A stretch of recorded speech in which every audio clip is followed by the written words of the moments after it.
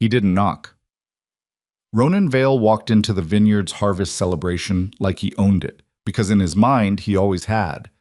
He crossed the grass in his pressed charcoal suit, past the string lights and the laughing strangers, until he found the child. 7 years old, dark hair, gray eyes that didn't belong to anyone in Napa Valley. Ronan crouched down to the boy's level, smiled the smile that had never once reached his eyes in 63 years of living. "You look just like someone I used to know," he said quietly. And then he reached out and lifted the silver necklace from around the boy's neck, just took it right off him, the clasp snapping, while the boy stood there too startled to speak. That was the moment Alara Voss understood that her 8 years of hiding were over. If you've ever built a life on a secret, you know what it costs you. Every morning, every school pickup, every time someone asks a simple question and you have to think 3 moves ahead before you answer. If that's you, if you've ever loved someone so much you buried the truth to protect them, then stay with me. Because this story is going to ask you something you might not be ready for. Subscribe to the channel if you haven't already, and watch until the very end. Because this one goes places I promise you won't see coming. Hit that like button and drop a comment telling me what city or country you're watching from. I want to see how far this story travels. Now, let's go back to where it all started.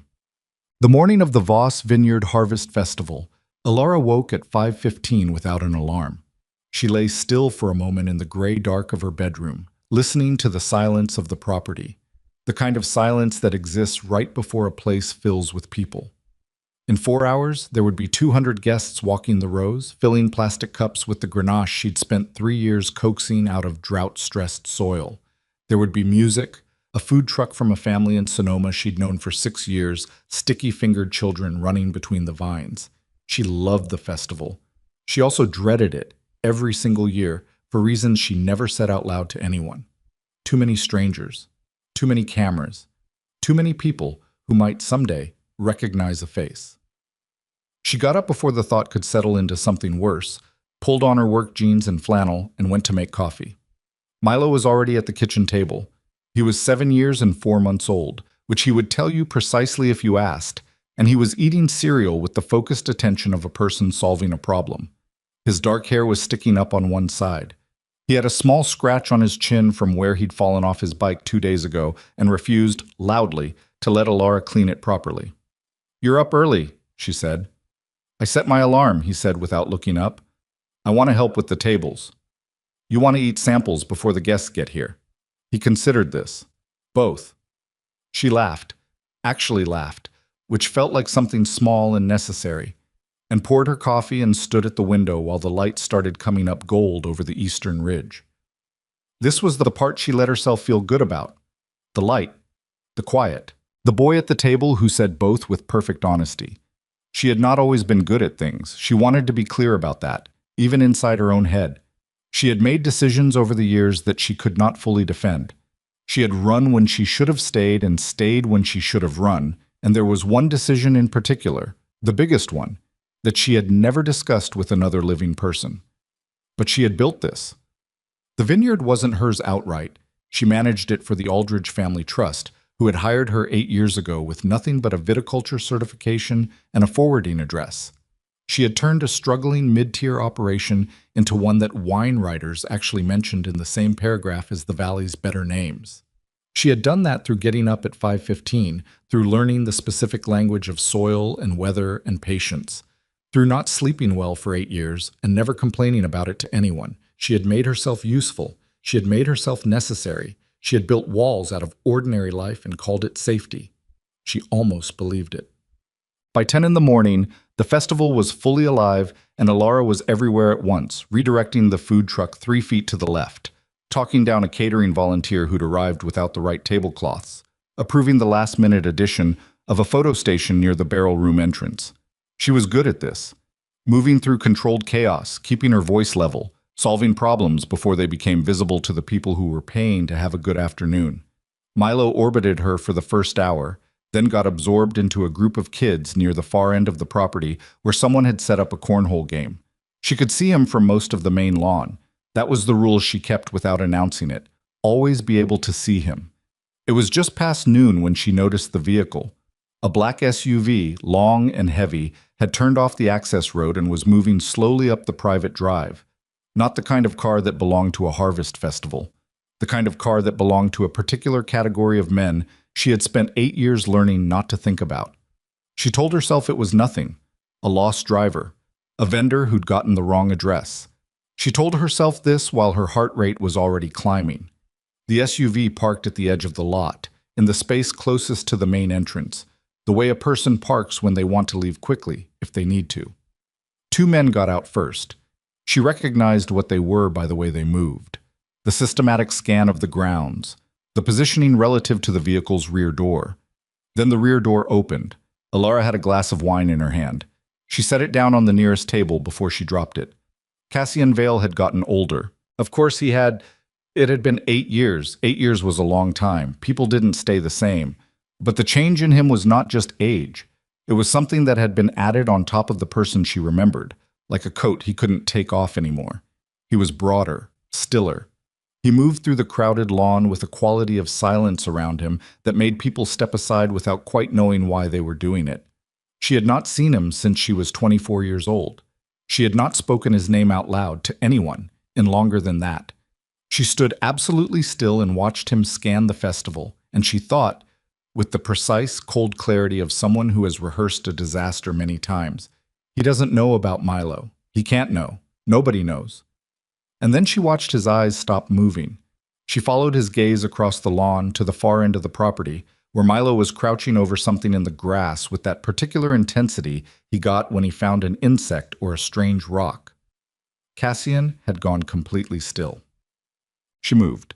Not toward Cassian, toward Milo, cutting a diagonal across the lawn, smiling at guests as she passed them, keeping her walk at a pace that would not look like running.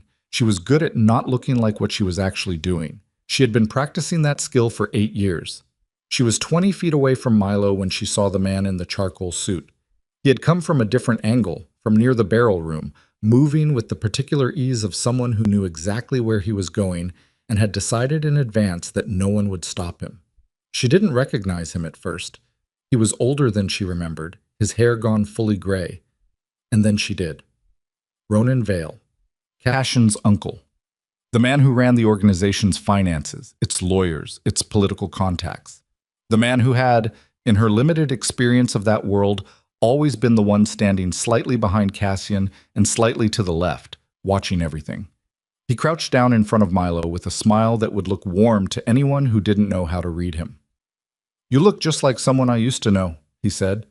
Milo, to his credit, looked at the stranger with the measured suspicion of a child who had been raised to be polite but not trusting. "Okay," he said. Ronan reached out and lifted the necklace from around Milo's neck. The clasp was old. She'd been meaning to have it fixed, and it gave without resistance, just like that, gone. "Hey," Milo said. He wasn't scared yet. He was 7 and hadn't learned what it meant when someone took something from you in a particular way. "That's mine." "It was once," Ronan said pleasantly. He stood, and the necklace disappeared into his pocket. "Now I'm just returning it to its original owner." Alara arrived. She put her hand on Milo's shoulder from behind and felt him relax slightly at her touch. She looked at Ronan and she did not let her face do anything. "Can I help you?" she said. Her voice was even. She had no idea how. Ronan looked at her with the expression of someone who had been waiting a long time for this conversation. "Alara Voss," he said, "you've done well for yourself. This is a lovely property." "It's not mine. You should leave." "I'm sure we'll have time to talk." He glanced past her toward the main lawn, where Cassian would still be standing. "I wanted to come and say hello first, before my nephew sees him." He nodded toward Milo, still pleasantly, and walked away. Alara stood there for 3 seconds, which was all she allowed herself. Then she crouched down to Milo's level, keeping her body between him and the direction Ronan had gone. "Hey, look at me." Milo looked at her. His eyes were gray, the particular pale gray that she had spent 8 years not letting herself examine too closely. "That man took my necklace," he said. "I know, I'm going to get it back. I need you to do something for me." "What?" "I need you to go find Carmen, the Vineyard's assistant manager, who Milo liked because she let him help with spreadsheets. And I need you to stay with her inside the office until I come get you, okay? Don't come out, even if the festival is still going." Milo read her face with the accuracy of a child who had learned, through years of small moments, how to tell when his mother was actually worried versus when she was performing calm. He could always tell the difference. "Is something bad happening?" he asked. "Nothing that I can't handle," she said, which was not the same as no. He went. He was a good kid, not perfect. He had a temper about small things and was unreasonably stubborn about vegetables. But he trusted her, and that trust was the thing she had worked hardest to deserve. She stood up and turned around.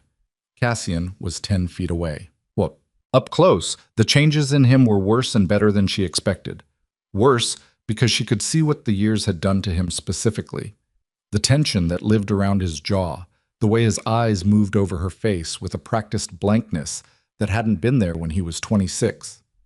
Better because underneath all of it, underneath the suit and the silence and the two men standing at a respectful distance behind him, he looked the same way he had the last night she'd seen him, like someone who had been running for a long time and was very, very tired. "Alara," he said. "Don't," she said. A pause. "Don't what?"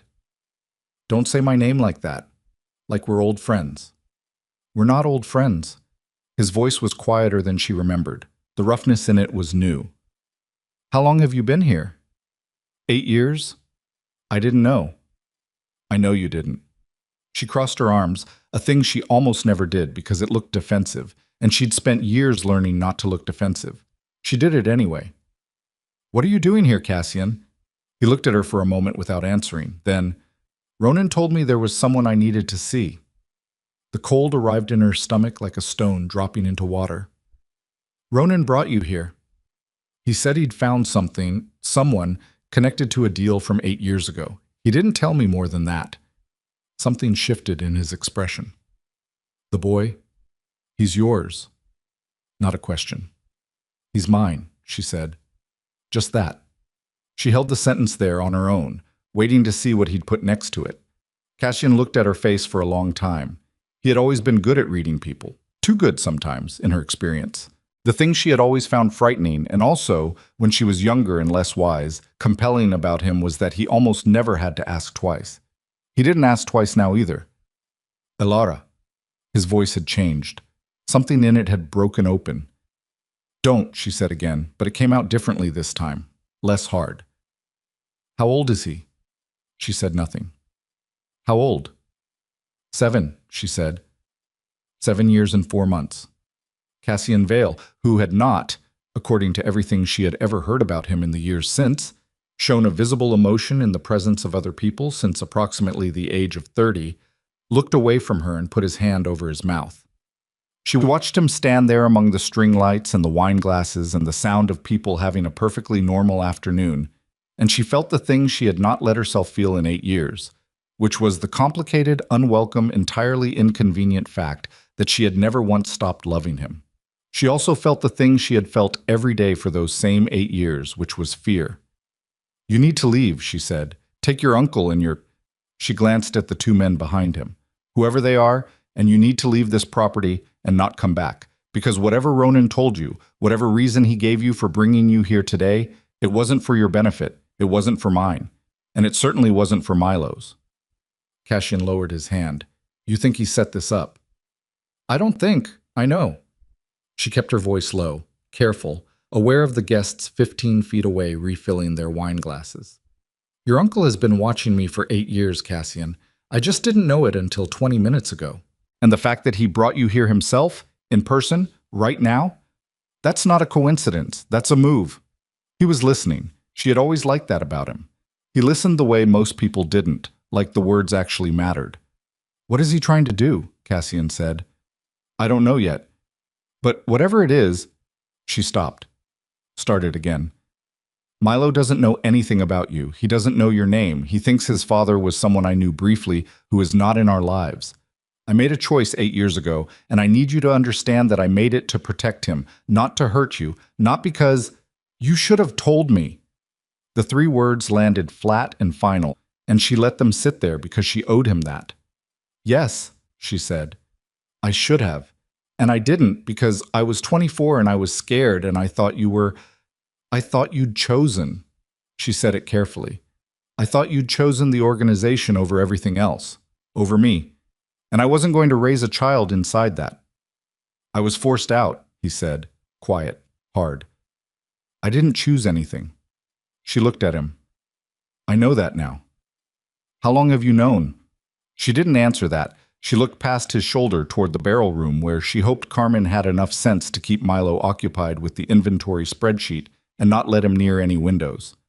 Cash in, she said. I need you to think right now, not feel, think. Your uncle is somewhere on this property and he has that necklace and he knows what Milo looks like. What does that mean for us? What does that mean for him? She watched it happen, watched him shift from whatever he'd been in those first raw seconds into something else. Something that had kept him alive for a very long time in a world that killed most of the people who entered it. It means, he said slowly, that someone else already knows. She nodded. And Ronan made sure I was here when they found out. She nodded again. His jaw tightened. He wanted me to see the boy before the information got out, so I'd have a reason to fight for him. And so he could control how you reacted, she said. He knew you'd be... She paused. He knew this would be a shock. He wanted to be the one who managed it. Cassian looked at her with something in his face that was not quite anger and not quite grief. You're very smart, he said, which under other circumstances might have sounded like a compliment, and right now sounded more like something he'd forgotten and just remembered. I've had 8 years to get smarter, she said. Behind him, one of the two men had moved 3 steps closer and was speaking quietly into a phone. She watched him. His posture changed while he was on the call. Cash in, she said. He'd already seen it. He turned and crossed to the man in 3 quick strides. She watched them exchange words too low to hear. Cassian turned back to her. We have a problem, he said, more specific. There are 2 vehicles that followed us from the city. They've been in the parking area for the last 40 minutes. His voice was completely level. They're not mine. The harvest festival was still happening around them. Somewhere, a child was laughing. The string lights were swaying in the afternoon breeze. Milo, she said. Go, Cassian said. Get him and go inside. Stay in the center of the building, away from windows. I'll handle... This is my property, she said. My guests. Elara, if you're going to do something that puts 200 people in danger, I'm not going to do anything here. The word here was deliberate. I'm going to get my people in position, and I'm going to find my uncle, and then we are going to have a very direct conversation, and then you and Milo are going to come with me. We're not going anywhere with you. You don't have a choice right now. He said it without cruelty, which was almost worse. The people in those vehicles already know the boy exists. That means this property is not safe. I can argue with you about the next 6 months when we're not surrounded. She stood there, in the vineyard she had built her life inside of, and felt the walls come down. She thought about Milo at the kitchen table that morning. Both, he had said, with perfect honesty. She thought about what it cost to build a life on a secret and how the debt always came due. Fine, she said. But when this is over, he said, you can say whatever you want to me. I'll listen to all of it. She believed him. That was the problem with Cassian Vale. She had always believed him, even when she'd had every reason not to. She walked toward the barrel room and she did not look back, and she told herself that was a choice she was making and not the beginning of something she had no control over. She was probably wrong about that, but she walked anyway. Inside the barrel room, Carmen looked up from the desk where she'd been sitting with Milo, pretending to show him something on a spreadsheet. She read Alara's face in 1 second flat, the way people who have worked closely with someone for 4 years learn to do. What do you need? Carmen said. Keys to the truck, the back way out. And I need you to start moving guests toward the main building, casually, like there's another tasting inside. Don't use the word emergency. Carmen nodded. No questions. That was worth more than Alara could say. She looked at Milo. He had the necklace thought written all over his face. She could see it. The 7-year-old's inventory of wrongs that needed to be addressed. But he looked at her and read something that made him set it aside. Are we leaving? He asked. For a little while, she said. Grab your jacket. He grabbed his jacket. He didn't ask where they were going or why, because somewhere in his 7 years and 4 months, he had developed the instinct, the same one she'd spent 8 years cultivating, that sometimes you ask questions and sometimes you just move. She wished he hadn't had to learn that. She wished it fiercely, standing there in the barrel room while the sound of the festival drifted through the walls. But wishing was a thing you did when you had time. She took his hand and they moved. The truck was a '09 Tacoma that Alara kept for hauling equipment, and it smelled like fertilizer and old coffee, and the specific combination of Milo's soccer cleats and whatever snack he'd smuggled into the back seat last Tuesday. She drove it out the service road behind the barrel room while the festival was still running, and she did not turn on the headlights until she hit the county road, even though it was 2 in the afternoon and bright enough that she didn't need them. Old habit. The kind you don't notice until you're doing it. Milo sat in the passenger seat with his seatbelt on, and his jacket zipped and said nothing for 3 full minutes, which was unusual for him. Then he said, "Where are we going?" "Somewhere safe." "Our house is safe." "Our house is safe most of the time," she said. "Right now I need somewhere different." He looked out the window.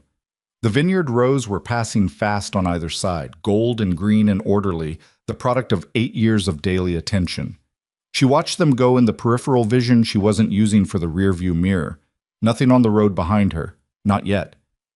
"That man took my necklace," Milo said. "I know." "Are you going to get it back?" She thought about Ronan Vale's hand closing around the clasp, the way he'd smiled.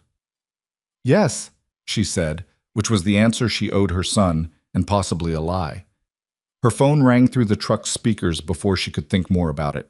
Unknown number, which meant Cassian had gotten her contact information from somewhere in the last 20 minutes, which meant he had people who could find things quickly, which she already knew and had spent 8 years not thinking about. She answered it. "Where are you?" No preamble. His voice was compressed, doing the thing it did when he was managing something large and keeping the management invisible. "County Road 12, heading toward the Aldridge secondary property. It's a storage facility. Nobody uses it this time of year. I have the key. Don't go there." "Why?" A half-second pause. "Because Ronan knows your work history better than you think he does. If he's been watching you for 8 years, he knows every property connected to your employer." She kept driving, but her hands tightened on the wheel. "Then where?" "There's a motel on Route 29, the Fairfield. Not a chain. Pay in cash if you have it."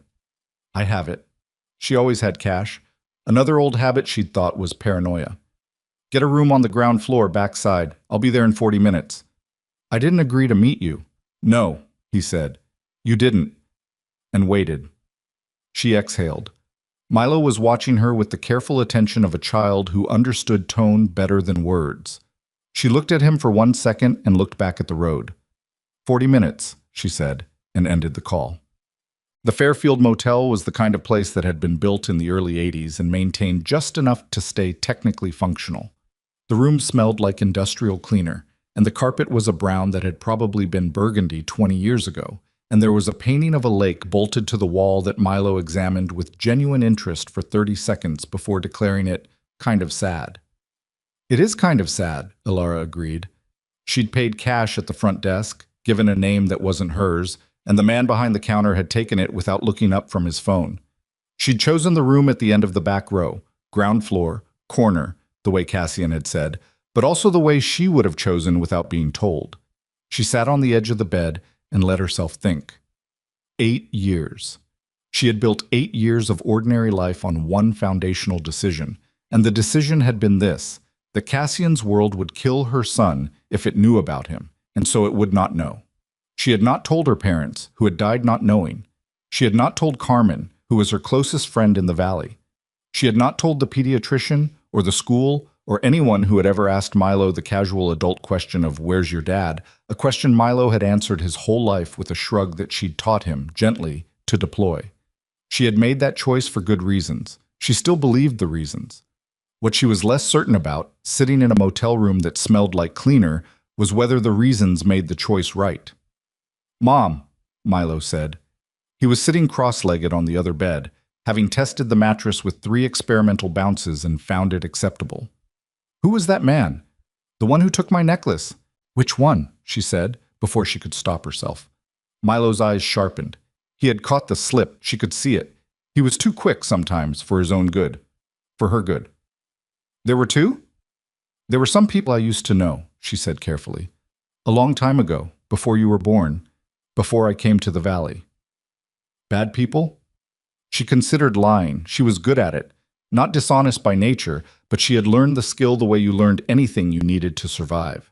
But Milo was looking at her with a directness that made small lies feel like large ones. Complicated people, she said. Some of them bad. Some of them more complicated than that. He thought about this. The man who's coming here, he said. Is he one of the complicated ones? The knock at the door came before she answered. Well, Cassian came in alone, which surprised her. She'd expected at least one of the suited men from the Vineyard. Instead, it was just him, his jacket gone, his sleeves pushed up, looking like someone who had been making fast decisions for the last hour and had arrived at the end of his available options. He stopped when he saw Milo. Milo, to his credit, did not hide. He sat on the bed and looked at the stranger with the same measured attention he'd given the lake painting, evaluating. Cassian's face did something complicated. She watched him work to control it and mostly succeed. Hey, he said to Milo. His voice was lower than it had been on the phone. Hi, Milo said. Then, with the directness that had been making Alara's life both easier and harder for 7 years. Are you one of the complicated ones? Cassian looked at Alara. She gave him nothing. Yeah, he said. I am. He moved to the small table by the window and sat in the chair. Not on the beds, nothing that would crowd the boy's space. Something careful in the choice. What's your name? Milo. I'm Cassian. Milo tried the name in his head visibly. Do you know my mom from before? Yeah, a long time ago. She said some of the people from before were bad. Some of them are. He glanced at Alara briefly, then back to Milo. She was smart to get away from them. Milo seemed to find this acceptable. He unzipped his jacket partway, thought about it, zipped it back up. Do you know where my necklace went? Cassian's jaw tightened. Just barely, but she caught it. I'm going to get it back. My mom said that too. Then you'll definitely get it back, Cassian said. And the certainty in it, not a promise, more like a statement of practical fact, made Milo nod with a seriousness that hurt her somewhere behind her sternum. She stood up. Milo, there's a vending machine at the end of the hall. Here. She handed him a $5 bill. Stay where I can see you through the window, okay? Don't go past the ice machine. He took the money, assessed the implied freedom, and decided it was worth the temporary exile. The door closed behind him. She turned on Cassian before the latch caught. Talk, she said. What happened at the Vineyard? All of it. He ran a hand over his jaw. Ronan's gone. He left before I could reach him. He had a car I didn't know about, which means he planned the exit in advance. Of course he did. The 2 vehicles in the lot, they were Del Vecchio people. She went still. Sal Del Vecchio. His son, Marco. Sal died 3 years ago. Cassian said it without emotion, which meant he was holding the emotion somewhere she couldn't see it. Marco took over and he's been looking for leverage against me for 2 years. If he knows Milo exists, how would Marco Del Vecchio know about Milo? He didn't exist in that world when I left.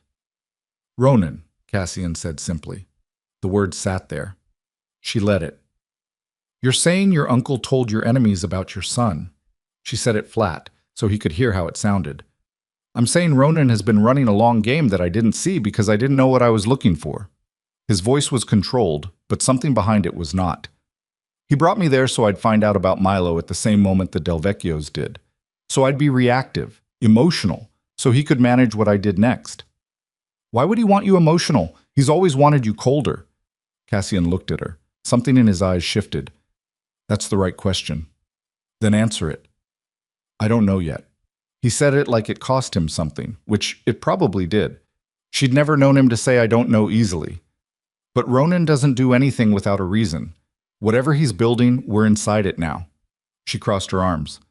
The old defensive posture. She let herself have it this time. What does that mean practically? For us, tonight. It means you can't go back to the Vineyard. Cassian, not permanently, just until I understand what Ronan is positioning for. He leaned forward, elbows on knees. Is there somewhere you could take him? Someone who doesn't connect back to the valley, doesn't know your work history, doesn't know me. She thought. My college roommate. She's in Portland now. We've stayed in touch, but she never knew anything about my life before, Fore. I've never mentioned your name to her. Does Milo have a go bag?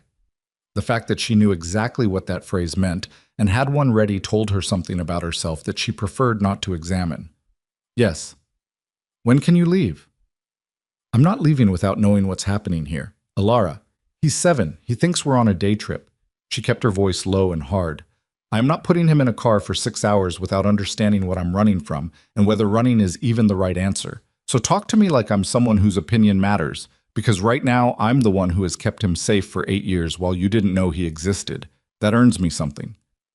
A silence. Long enough to mean he was actually considering it rather than just pausing. Fair, he said. She blinked. She hadn't expected that. I need to find Ronan before the Delvecchios use whatever information he gave them. If I can get to him in the next 12 hours, I can control the narrative. I can make it known that Milo is not accessible, that anyone who moves toward him moves toward me. And if you can't get to Ronan in 12 hours, then the Delvecchios will try to use Milo as leverage. They won't move openly. Marco is cautious. He builds pressure rather than acting directly. We have time, not unlimited time. How much? 48 hours. Maybe 72. She looked at the window. Through the glass, she could see Milo at the vending machine, frowning at the options with the concentration he gave everything. He had both hands on the machine, pressing his nose closer to read the labels. When did you find out? She asked, not looking away from him. Find out what? That Ronan engineered your disappearance 8 years ago. She turned to look at Cassian. When did you know? The quality of his silence changed. 6 months ago, he said. She hadn't expected that either. 6 months. One of his people, a man who'd worked for him since before I was born. He came to me dying, liver, nothing dramatic, and he wanted to clean his conscience. Cassian said it without bitterness, which cost him more than bitterness would have. He told me Ronan had intercepted communications, staged evidence of a betrayal that never happened, made me believe you'd... He stopped. Made me believe you'd been the one who walked away. And you believed him. I was 26 and I'd just watched my father die and I was being handed an organization I didn't want. Yes, I believed him. A pause. I was wrong. She had waited years to hear that. She'd imagined on bad nights what it would feel like. The answer was that it felt like nothing she'd imagined. It felt like being very tired. 6 months ago, she said, and you came here today. Ronan called me first. I didn't come on my own. I didn't know where you were. I didn't... He stopped again. She watched him choose words more carefully than she'd ever seen him choose anything. I was still deciding what I owed you, what I could offer. If there was anything I didn't know about the boy. Would it have changed what you offered? Yes, he said immediately. Then, no, I would have come regardless, I think. I was trying to figure out how. That's not a very clean answer. No, he agreed. It's not. The door opened and Milo came back with a bag of chips and a bottle of water and the air of someone who had been forced to make hard choices under pressure. He looked at the two of them with the assessment of a child who knew when the adult conversation had been important. Did you figure it out? He asked. Working on it, Alara said. Milo opened his chips and sat on the bed, and this was somehow the most domestic moment she'd been in for 8 years, which was insane given the circumstances. And she hated that she noticed it. Cassian's phone rang at 6:47. He stepped outside to take it, and she watched through the window. His back was to her. The call lasted 4 minutes. When he came back in, he had the look of someone who had received information that changed the geometry of everything. What? She said. Marco Del Vecchio made a move. He looked at Milo, then at her. The look said not in front of him. She crossed to Milo and said she needed 2 minutes, handed him her phone with a game on it, and stepped into the bathroom with Cassian. The bathroom was small. They stood 3 feet apart, which in that space felt like less. What did he do? She said. He didn't go after Milo. He went after the Vineyard. Cassian's voice was quiet and flat. 2 men, 40 minutes ago. They put the Aldridge Records office and the management files on Carmen's desk. Photographed everything. She felt it in her chest. The specific dread of watching something you built get touched by hands that have no business touching it. Carmen?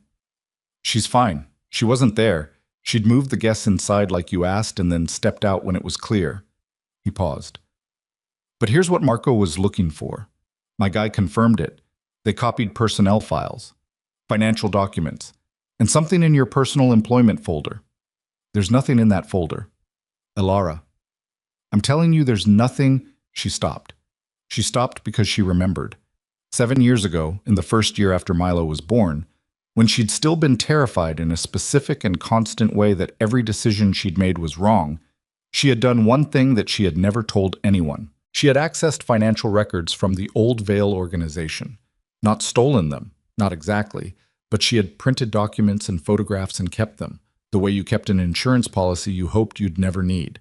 Records of transactions, names and accounts connected to Ronan Vale's financial structure in the organization. She'd kept them inside the Aldridge employment files because no one ever looked there.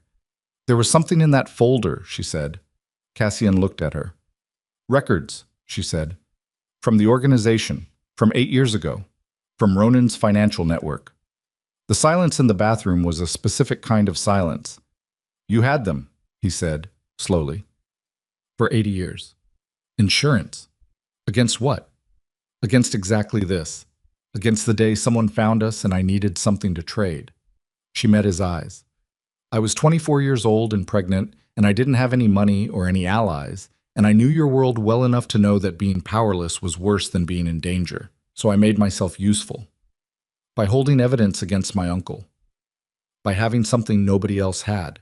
She didn't flinch from it. Yes. He wasn't angry. She'd expected anger. She'd half prepared for it on some level. But what was on his face was something more complicated. Something that looked like respect and grief mixed together into an expression that didn't have a clean name. Marco has it now, he said. He has copies. I don't have the originals here. I have them somewhere else. Somewhere he can't access. Where? I'll tell you when I know what you're going to do with the information. A beat. 2. He made a sound that was almost a laugh. You still don't trust me. I trust you to try to do the right thing, she said. I'm not sure I trust your judgment about what the right thing is. Those are different. That's fair too, he said, and there was something in his voice that she couldn't quite interpret. Tiredness, and something else. Something that had been there 8 years ago when he was 26 and had not, apparently, entirely gone away. She looked at the space between them. 3 feet, less, in this room. Cassian, she said it quietly.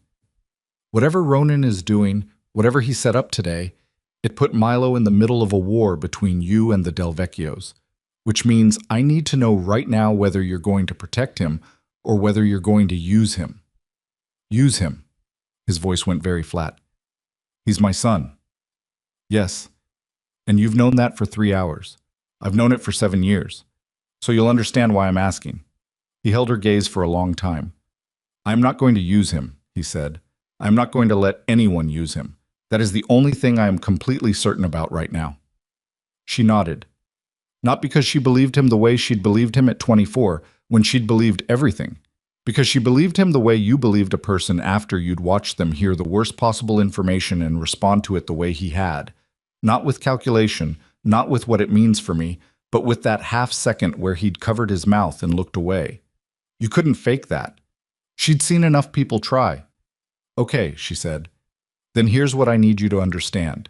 If we do this, whatever we do next, it doesn't go back to what it was.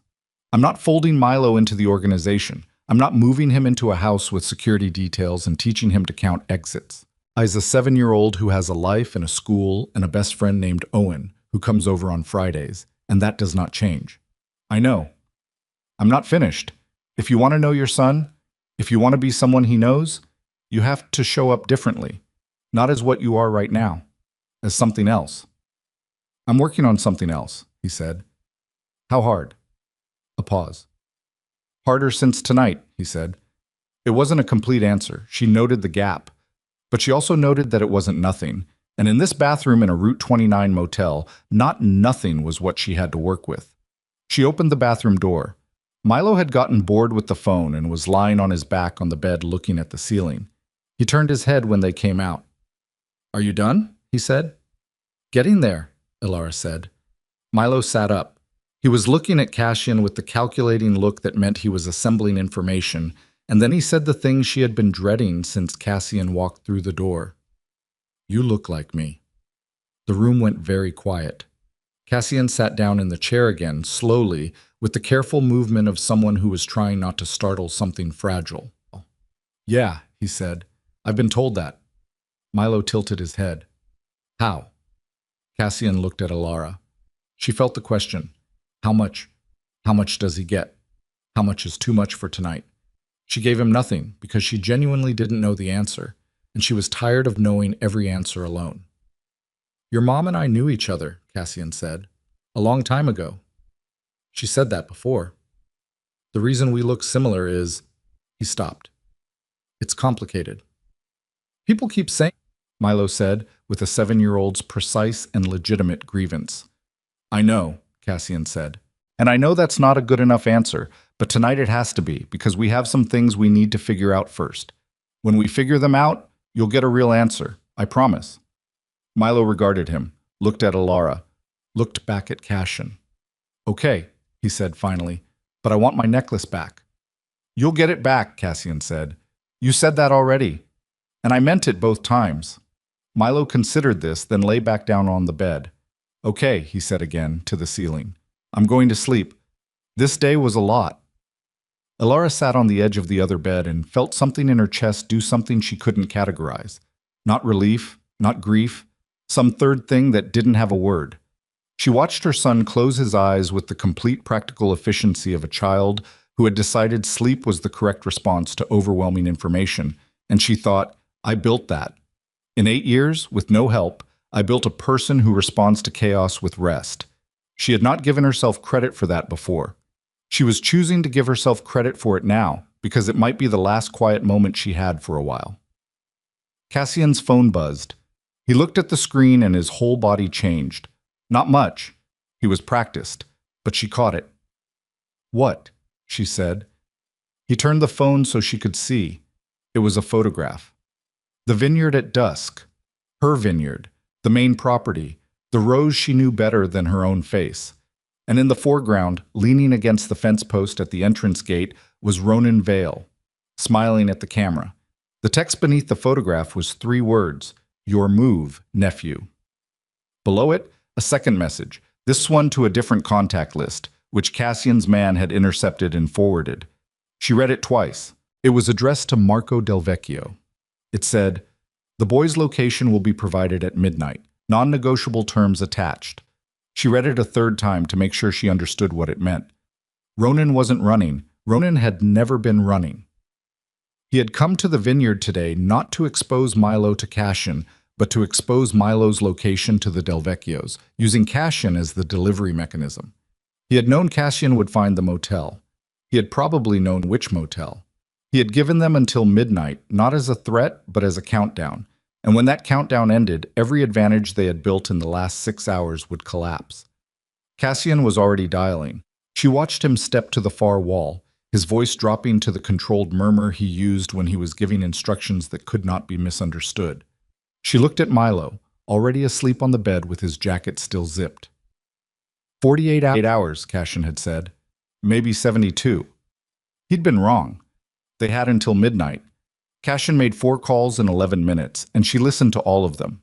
Not to be nosy. She was past nosy. They were past every ordinary social boundary that might have applied in a different situation, but because the calls told her things she needed to know, and because she had learned, in a very specific education that she had never asked for, that the way a person speaks when they believe no one important is listening is the truest version of them. He was precise. No raised voice, no threats, no language that would mean anything to someone who didn't already know the context. He said things like the secondary location and the documentation situation and the uncle problem in the flat, compressed tone of someone managing a machine that had started running badly and needed immediate recalibration. The men on the other end responded in shorthand that she could only partially decode. But she caught enough. 3 of his people were already on the move toward Napa. 2 more were pulling surveillance on Ronan's last known position, which was the Vineyard Gate, where the photo had been taken, and which Ronan had likely already vacated. One person, a woman named Solis, whose last name never came up, was running down the Del Vecchio communication chain, trying to identify the specific individual Marco had tasked with the midnight delivery. When he finished the fourth call, he stood with his back to the room for a moment, hand against the wall, head down. She let him have the moment, 30 seconds of it. Then, "We can't stay here past 10. He turned around. "I know. Where are your people taking us?" "There's a property in Calistoga. It's not mine. It's registered to a corporation 3 layers removed. Ronan shouldn't be able to trace it in the time he has." He moved to the table, sat, ran both hands over his face. The gesture was unguarded in a way the phone calls hadn't been. "Solis is going to meet us there. She's the only one I completely trust right now." "Why her specifically?" "She came to me 18 months ago with information about Ronan. Small things, discrepancies in financial routing. I didn't act on it because I didn't have enough." He looked at Alara with the expression of a man cataloging his own errors. "I should have acted on it."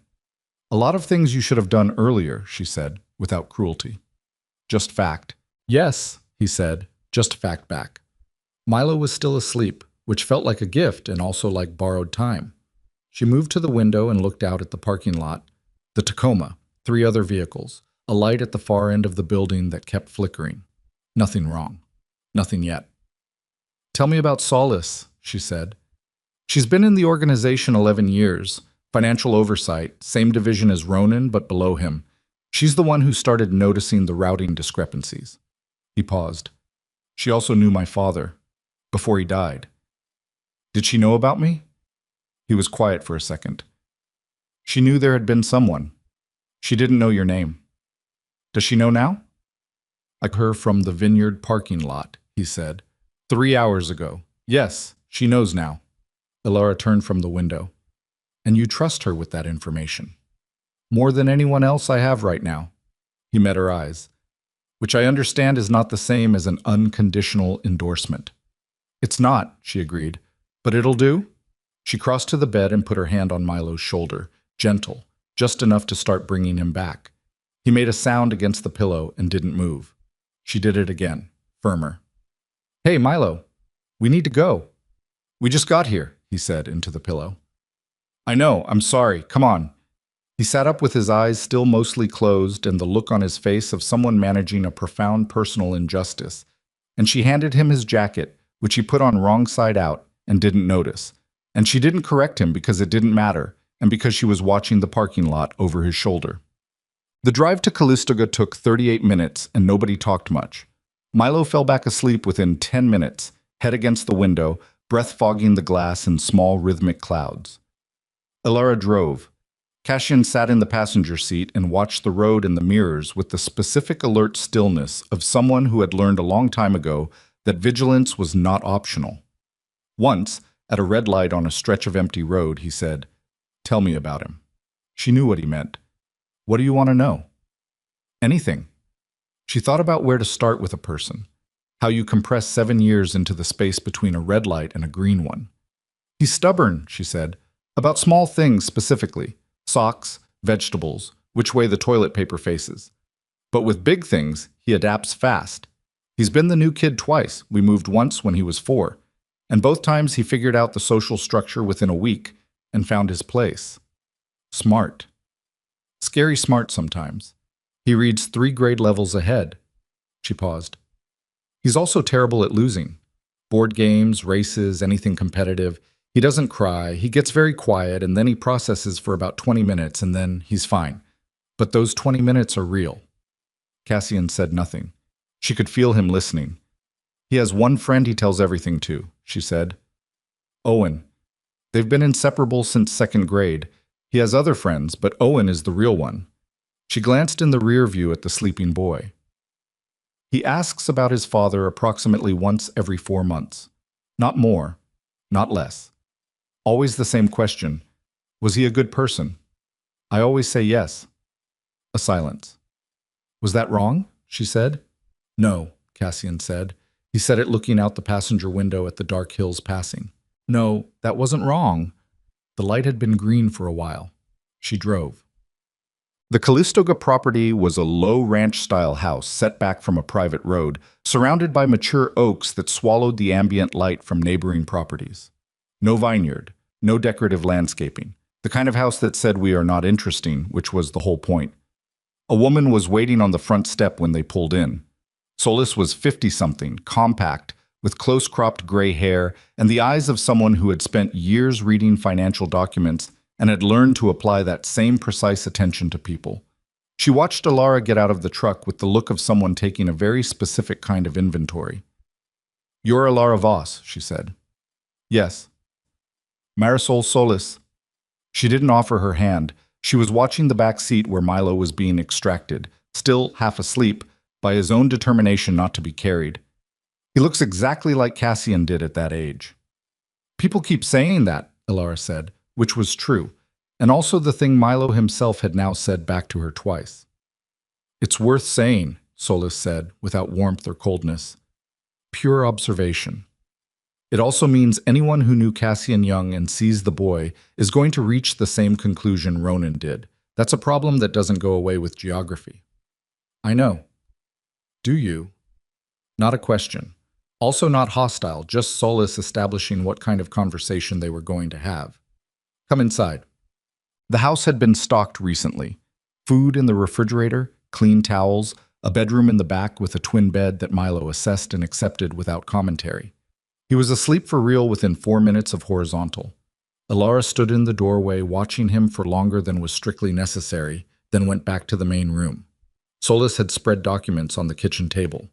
Physical documents, printed, which told Alara something about Solis's operational preferences, and also about how seriously she was taking the security situation. Cassian was already reading. Alara sat down and Solis put a cup of coffee in front of her, which she drank without tasting it, and looked at what was on the table. The documents were financial records, but not the same ones she'd kept in her employment folder. These were more recent, within the last 3 years, and they were more detailed than anything she'd seen in her own collection. Account structures, shell corporation hierarchies, transfer routing through 4 different jurisdictions. "Where did you get these?" Alara said. "I've been building this for 14 months, Solis said. She sat across from them, her own coffee untouched. "What you had in your file, I know about that," Cassian told me when he called. "That's the historical foundation. What I have is the current structure. Ronan's been rebuilding since 2021. New accounts, new routing, new partner relationships." She tapped one page. "Including Marco Del Vecchio." Cassian looked up. "When?" "The active partnership started 22 months ago." The number settled into the room. "Before Ronan came to you with this," Alara said to Cassian. 8 months before, Solis confirmed.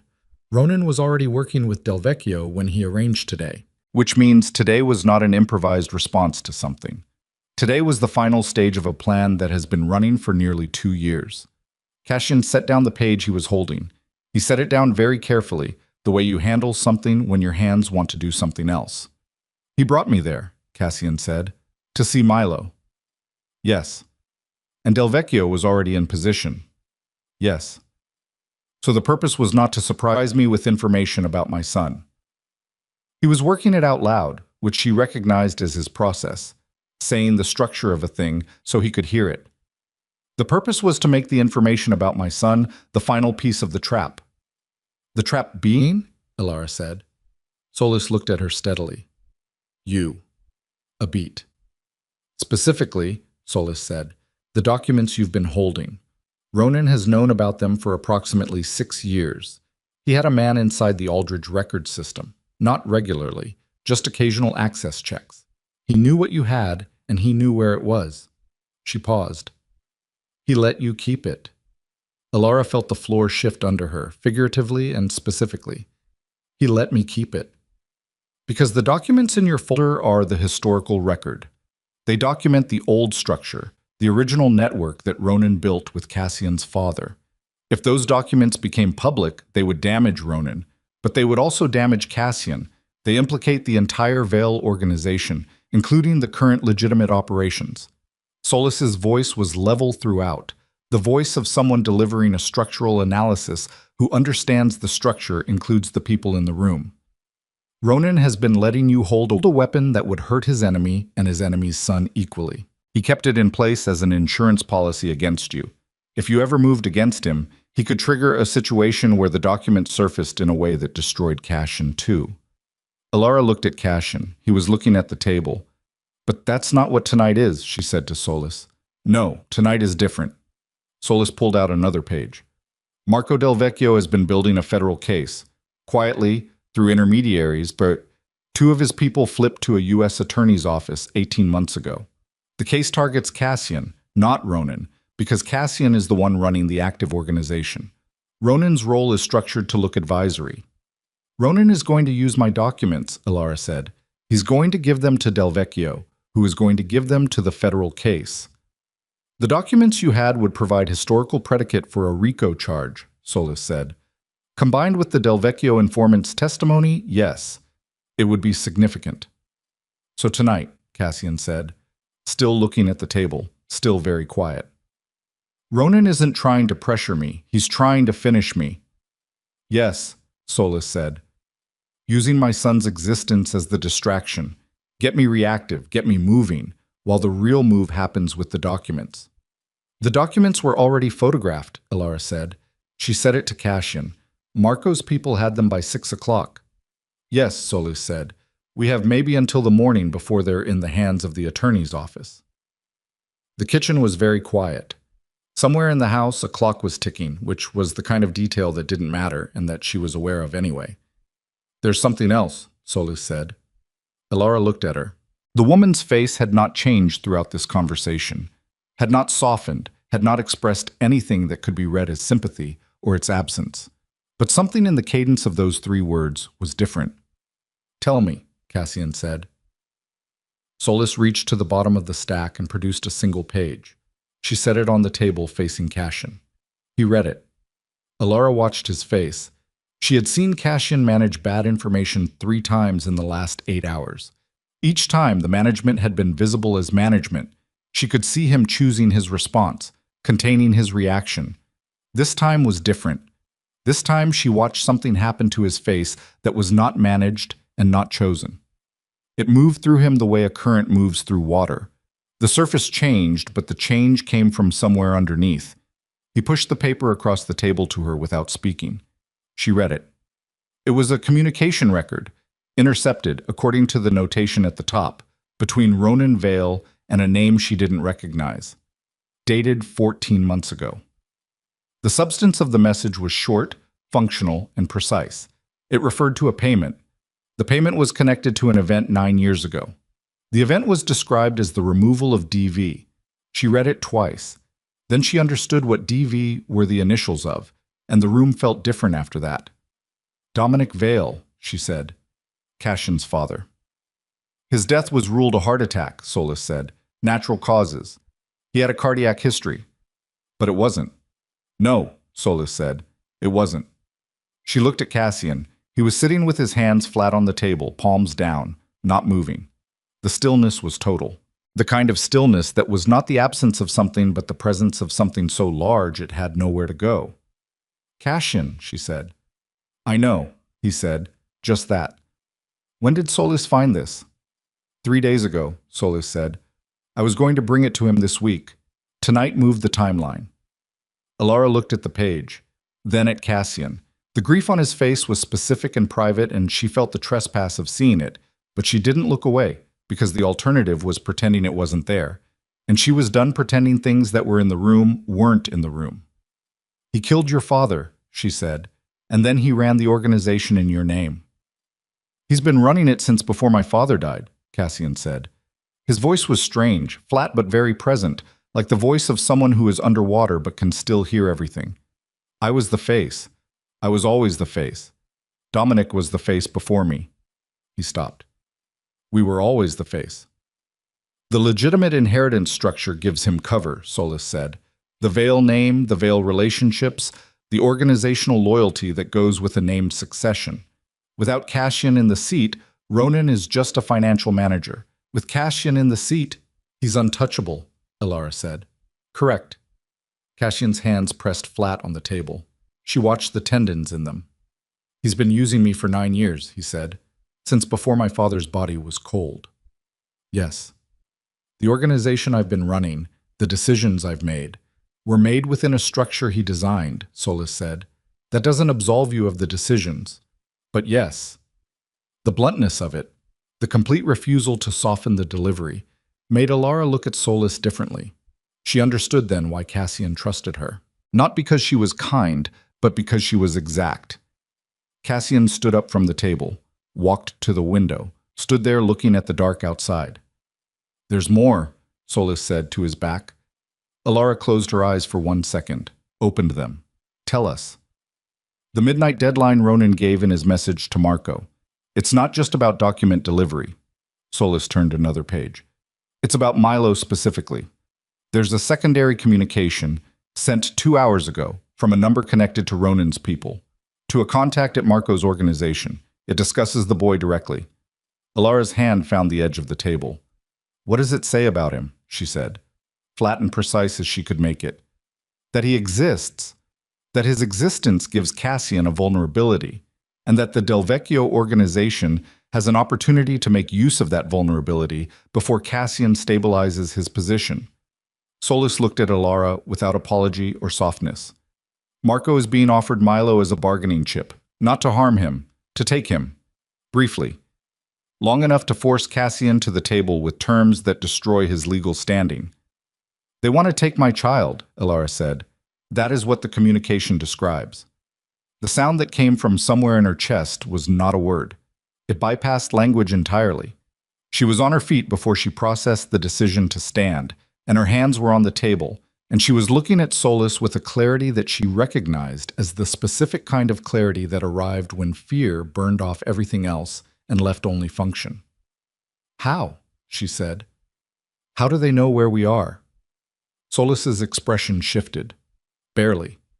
But enough. They don't, Cassian said from the window. Not yet. Not yet, Solis confirmed. The midnight deadline is for document delivery. The communication about Milo is preparatory. They're building the option, not executing it. But by morning, when the documents are processed, they'll have reason to execute it, Alara said. Yes. Cassian turned from the window. He was not the same as he'd been 30 minutes ago, but the difference was not the one she'd expected. She'd expected collapse, or cold fury, or the specific dangerous blankness she'd seen in his face at the Vineyard when the SUV first arrived. Instead, he looked like a man who had finished a very long argument with himself and arrived at the end of it. I'm going to find Ronan tonight, he said. Cassian, not to hurt him. He looked at Alara and the steadiness in his eyes was new. I'm going to get the necklace back, and I'm going to give him the opportunity to stop this, one time. And if he doesn't, she said, then he doesn't. He looked at Solis. I need everything you have on where he goes when he wants to disappear. Old patterns, properties that predate the organization, anything that's not in the current system. I have some, Solis said. Not everything. Start with what you have. Solis began pulling pages. Alara stayed standing, looking at the table, at the document with the initials DV and the word removal and the payment amount. She thought about Milo asleep in the back room, jacket still wrong side out, breathing the specific breathing of a child who had decided the day was finished. She thought about what the morning looked like if Cassian didn't find Ronan tonight. She thought about her document copies, the originals she'd told Cassian were somewhere else, and how much longer she could hold that card, and whether holding it was still the right strategy. The originals, she said. My copies. Where I've been keeping them. Cassian looked at her. A safe deposit box in Healdsburg, under a name that doesn't connect to me, my college roommate's name, with her old address. I paid for 3 years at a time in cash. She held his gaze. I'm telling you this because it's the only copy that isn't in Marco Del Vecchio's hands right now. If we're going to do anything tonight that requires those records to serve a purpose, you need to know they exist. Can we access them tonight? The branch opens at 9. Then it has to wait until morning, Solis said, which means we have tonight to find Ronan and morning to make a move before the attorney's office receives the photographed copies. She said it like a timeline, because it was a timeline, and timelines were what she dealt in. Cassian nodded. He was already moving toward the door, his jacket in his hand, the particular forward lean of a man who has converted grief into velocity. Stay here, he said to Alara. Don't open the door for anyone Solis doesn't confirm first. I know how this works, she said. I know you do. He stopped with his hand on the doorframe, looked back at her. "The thing you said earlier, about who I need to become." She waited. "I heard it," he said. "I'm hearing it right now." He held her eyes for one more second, and then he was gone, and the door closed, and the house was quiet again, except for the clock she couldn't stop noticing. Solis gathered the documents into a precise stack and looked at Alara with the expression of someone who has seen many situations and has learned not to invest emotionally in outcomes. "He'll find him," she said. "Not comfort, assessment." "I know he will," Alara said. "That's not what I'm afraid of." "What are you afraid of?" She looked toward the hallway where the room with the twin bed was, where Milo was asleep in his inside-out jacket, where 7 years of ordinary life was waiting to either survive the night or not. "I'm afraid of what finding Ronan does to him," she said. "Whether he comes back from it the same or different." Solis was quiet for a moment. Then, "He hasn't been the same since your name came up 6 months ago. Whatever he comes back as tonight, it won't be worse than what the last 6 months have been." It was the most human thing the woman had said since they'd arrived, and it arrived without warning, and Alara sat back down at the table and put her hands around the cold coffee cup and held on to it and did not cry. Because crying was a thing you did when you had time, and she was beginning to understand that time was the one resource none of them had enough of. At 11:43, 17 minutes before the midnight deadline, her phone buzzed with a message from an unknown number. It was a photograph of the Healdsburg bank branch. The caption read, "We found the other copies too." Alara stared at the photograph for 4 seconds. Then she was moving. "Solis." She crossed the kitchen in 3 steps and turned the phone screen toward the woman. "They have the bank." Solis looked at the image. Her expression did not change, but something behind it went very still, the way water goes still, right before something moves underneath it. She took the phone, studied the photograph, then set it on the table with the precise placement of someone controlling her hands. "When was that taken?" she said. "The branch closes at 5. That photo was taken after dark. Look at the street lighting." Alara's voice was steady in the way that voices go steady when the body has decided that falling apart is not an option right now. "They've been ahead of us the whole time, not because they're smarter, because Ronan gave them everything. He gave them the name on the account. He had to. That's the only way they find it. It's not in my name. It's not connected to any address I've used. The only way you find it is if someone tells you what name to look for." She sat down, then stood back up, because sitting felt wrong. "My college roommate, Dana Marsh, that's the name on the box." "Does Dana Marsh know?" "No, she has no idea that name was used. I never told her." She was pacing now, 3 steps to the window and 3 steps back. "Which means when they go to that bank in the morning, they're going to walk in with Dana Marsh's information and walk out with the only copies that Marco Del Vecchio doesn't already have. Unless we get there first. The branch opens at 9. "It's 11:47, Solis said. "I know what time it is." Solis pulled her own phone. "I'm going to call Cassian." "Don't." Alara stopped pacing. "He's in the middle of finding Ronan. If you pull him out of that now, we lose both. We don't get to the bank and we don't get Ronan. Let him finish." Solis looked at her for a moment with the particular assessment she'd been applying to Alara since they arrived, the one that felt like being read rather than looked at. "And what do we do?" "We hold position until we hear from him." Alara sat down this time and stayed sitting. "And we figure out what we have that they don't." "What do we have that they don't?" "Us knowing that they found the bank. They sent that message to rattle me, to make me move and make a mistake. They don't know that I know their play." She put both hands flat on the table, the same way Cassian had done 2 hours ago, and for one disorienting second she felt the echo of it. "If we stay still, they don't know we're still." Solis considered this. Then, with the efficiency of someone who makes decisions by excluding bad options rather than selecting good ones, she sat down and began organizing the documents on the table into a different order. "Tell me everything you remember about what was in that safe deposit box," she said. "Exact contents, dates on documents if you know them." Alara told her. It took 9 minutes. Solis wrote in a small, precise hand on a yellow legal pad, asking clarifying questions without looking up. And by the end, they had a document inventory that was either going to matter or wasn't, depending on what happened between now and 9 in the morning. When they were done, the house was quiet enough that she could hear Milo breathing through the partially open bedroom door. He sounds like Cassian when he sleeps, Solis said, without looking up from her notes. Same rhythm, slightly uneven on the exhale. Alara looked at her. You've heard Cassian sleep. When he was small, I knew his mother. A pause. She died when he was 9. After that, I was around occasionally, not often enough. She said the last part without emphasis, which made it land heavier than emphasis would have. They sat in the kitchen and waited, and the clock kept ticking, and at 12:22, Cassian called. He'd found Ronan at the third property on Solis's list, a stone-built house off a private road north of St. Helena, registered in the name of a deceased business associate of Ronan's father, layers deep and very old. The kind of hiding place you build over decades because you always plan to need it. He described the location in 30 seconds, then said, "He's here. He was expecting me." Alara heard something in his voice that she parsed before she could name it. "Are you hurt?" "No." A beat. "Not significantly." What does not significantly mean? It means 2 of his people met me at the gate, and it took a few minutes to clarify the situation. His voice was compressed again, the management voice, but underneath it something was running hot. "I'm inside now. Solis, I need you to listen." He gave Solis a string of account numbers he had apparently taken from a document inside the house.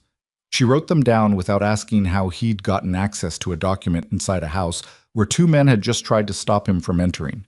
The account numbers went on to a separate page. Then he said, "Alara, I need you to hear something." She took the phone from Solis. "I'm here." Ronan has a copy of Milo's birth certificate, the original, not a scan, which means he had someone inside the county records system. She closed her eyes. "He's been holding it for 4 years, Cassian said. "The father line is blank on the document. You filed it that way. But the point is he had it. He's been sitting on it like every other piece of information, building the set. What is he doing with it now? He brought it here, which means he intended to use it tonight or he wanted me to see it." A short pause. "I've seen it." "Cassian, I'm fine. The word fine doing none of its usual work. I need you and Solis to move in the next 30 minutes. There's a car in the attached garage. Keys are in the second kitchen drawer. Drive to the Healdsburg branch, park on the street, and wait for me. I'll be there by 2. The bank doesn't open until 9.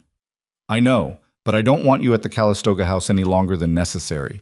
If they're tracking movement, which they are, the house is going to come up eventually." Another pause that had weight in it. "And I need you where I can reach you."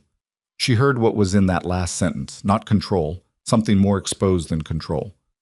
"What are you doing with Ronan?" she said. "Talking," he said, "just talking." She didn't entirely believe that, but she also knew that pushing on it right now served no one. "Milo. Bring him. Keep him in the car when you get there. It's going to be cold. There's a blanket in the trunk."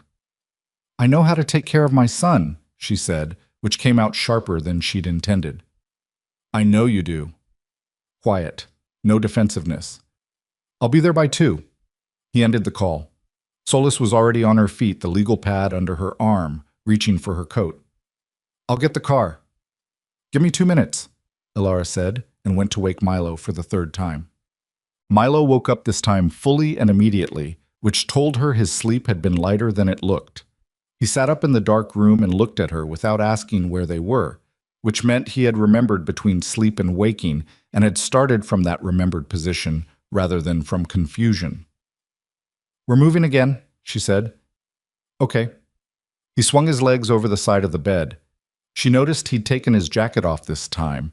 It was across the foot of the bed, wrong side out, and put it back on right while she watched.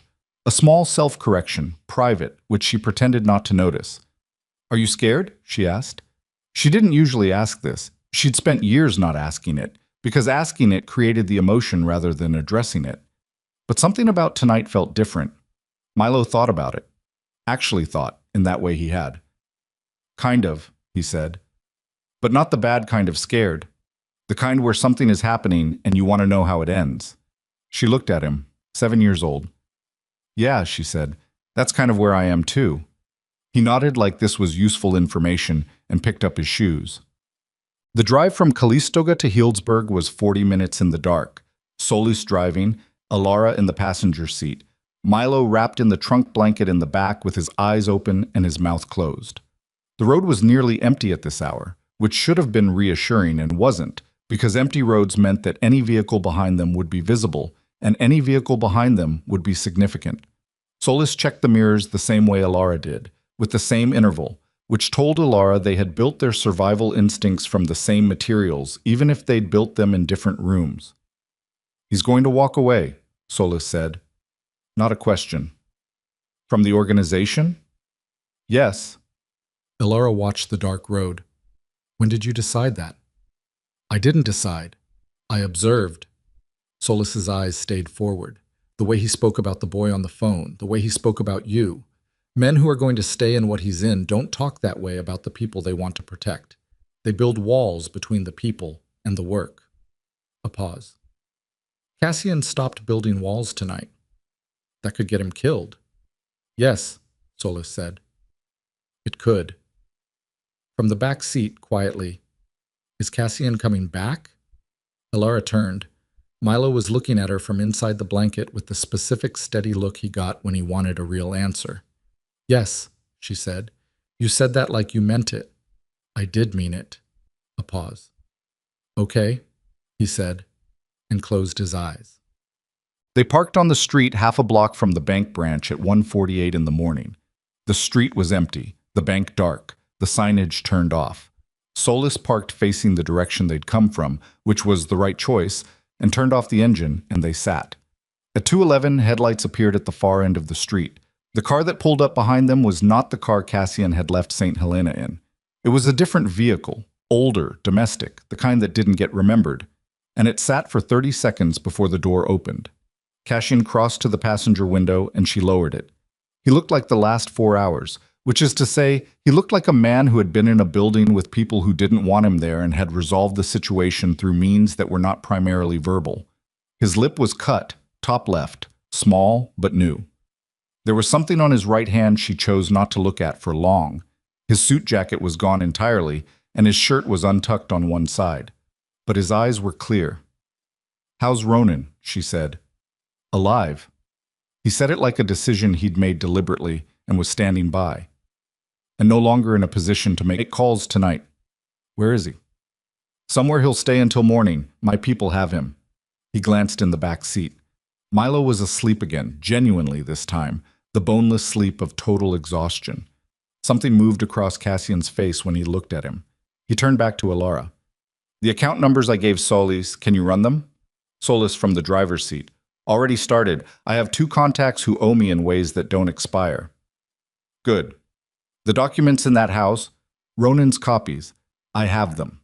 He reached into his shirt and produced a folded envelope. "This is everything he had on us. Physical copies, including," he paused, "including the birth certificate." He held it out. She took it. It was heavier than paper should be. "There were also 2 phones," he said. "I have those. Solis's contacts are going to need to extract the communications before the service provider detects the account access." "I've already messaged them," Solis said. "What did Ronan tell you?" Alara said. "When you talked." Cassian was quiet for a moment, the way he was quiet when he was editing, choosing which pieces of a conversation to hand over. "He told me the organization was never mine, that my father built something and then made the mistake of trying to leave it, and that Ronan fixed that mistake. He said it flat, the way you say things when you've finished processing them, and what's left is just the fact of them. He told me I was useful to him in the same way a name on a letterhead is useful, present but not actually running anything." "Do you believe him?" "About some of it." He exhaled. "The decisions I made, there were real decisions. I wasn't nothing, but the framework those decisions happened inside, the structure, the alliances, the reason the organization exists the way it does. That was Ronan. It was always Ronan. And Marco Del Vecchio. Ronan gave me the specifics on that partnership, not willingly." A pause. "But specifically."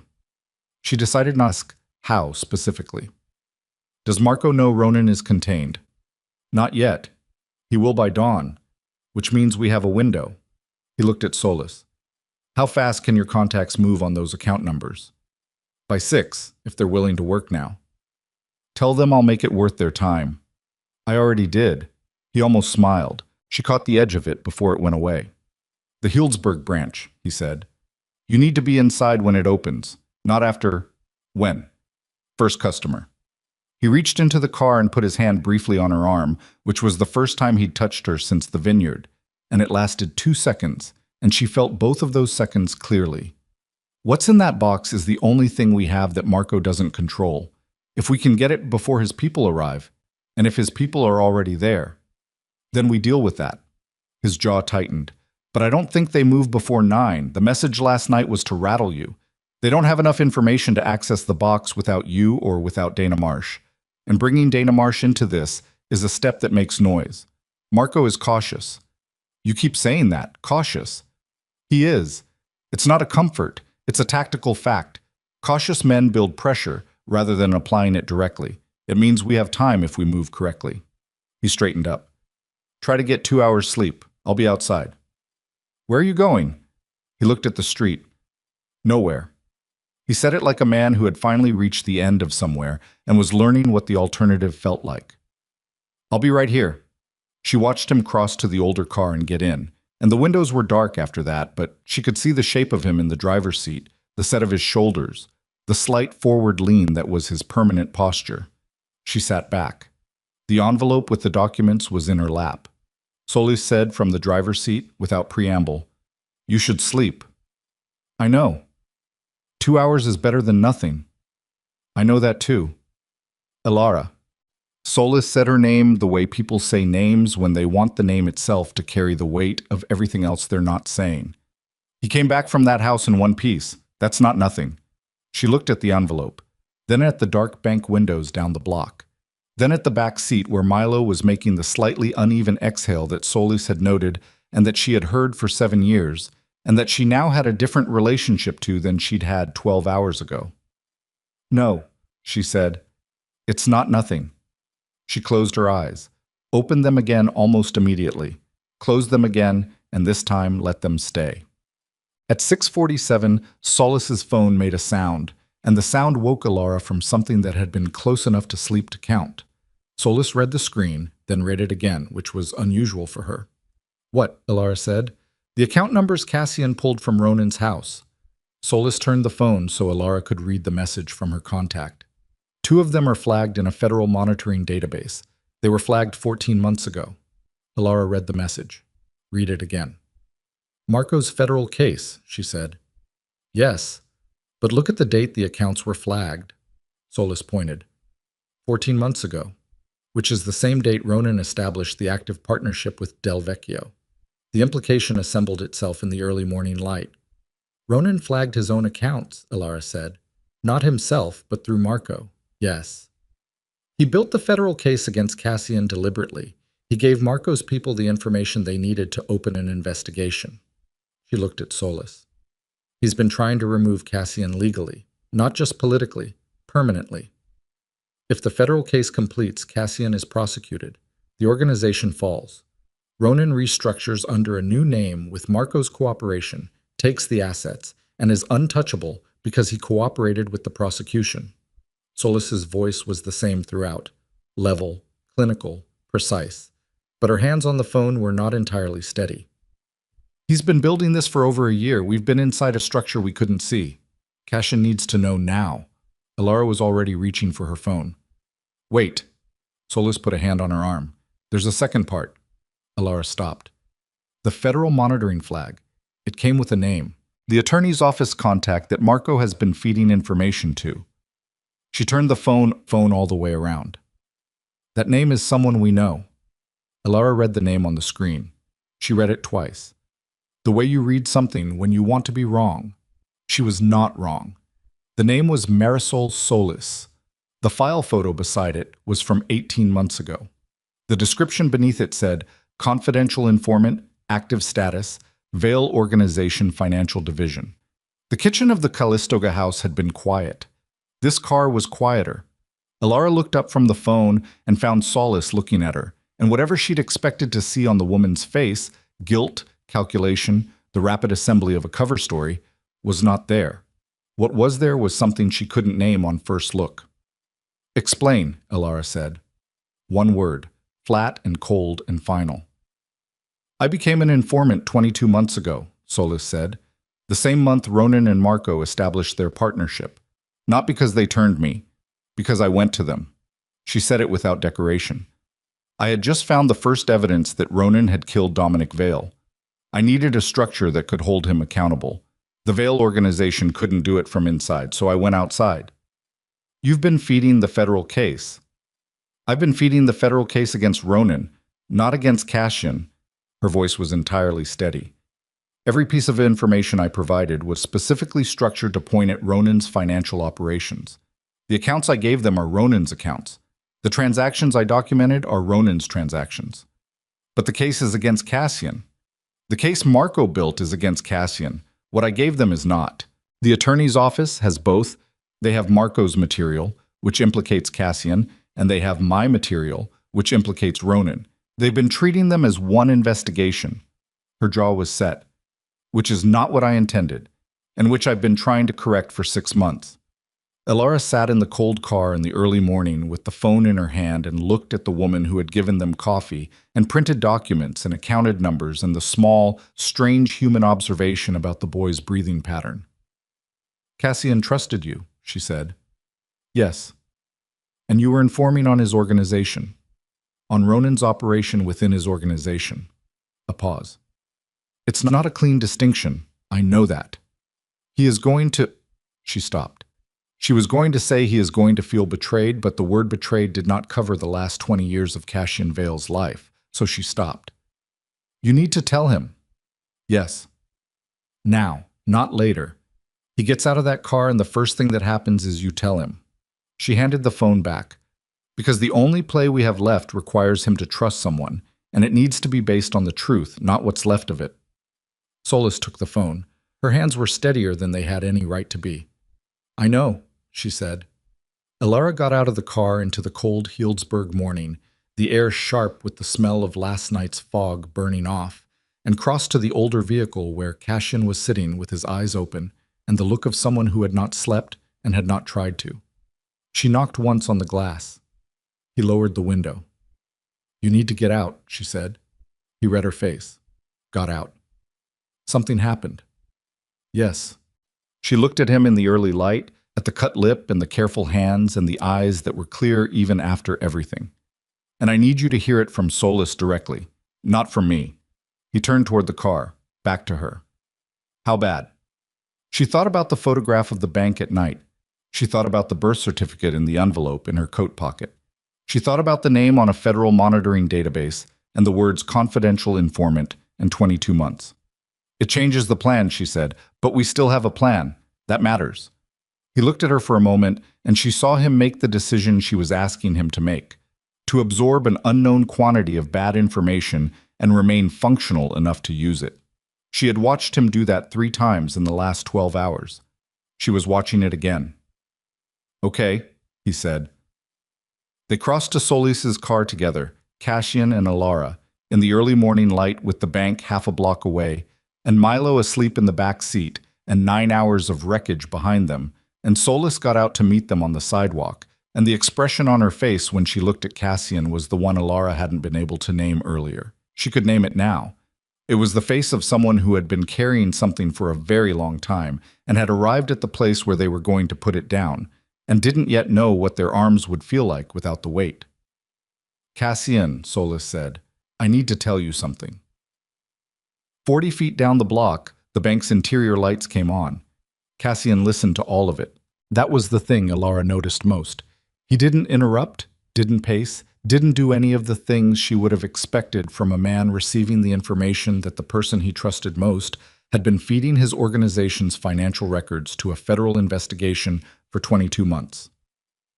He stood on the Healdsburg sidewalk in the early morning cold with his hands at his sides and his face doing very little, and he listened to Solis speak with the complete terrible attention of someone who has learned that interrupting doesn't change what's coming.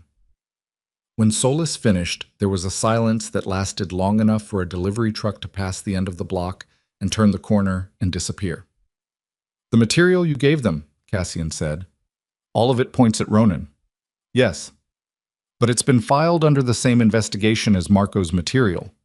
Yes. The attorney's office combined the sources without fully distinguishing the targets. It's an investigative failure. They should have built separate files, but it's the file that exists. Can it be separated? Solis's breath made a small cloud in the cold air. That's what I've been trying to do for 6 months. With limited success, because the attorney handling the case is motivated to use everything available against the biggest target, which they've determined is you. Cassian looked at her for a long moment. Not with anger. She had been prepared for anger. Alara could see it in the set of her shoulders. But with something that was harder to absorb than anger. You should have told me, he said. Yes. 6 months ago, when you first started trying to separate the files, when you came to me with the routing discrepancies. His voice was very even. You came to me with just enough to keep me engaged and not enough to understand the full situation. I was trying to protect the investigation against Ronan, Solis said.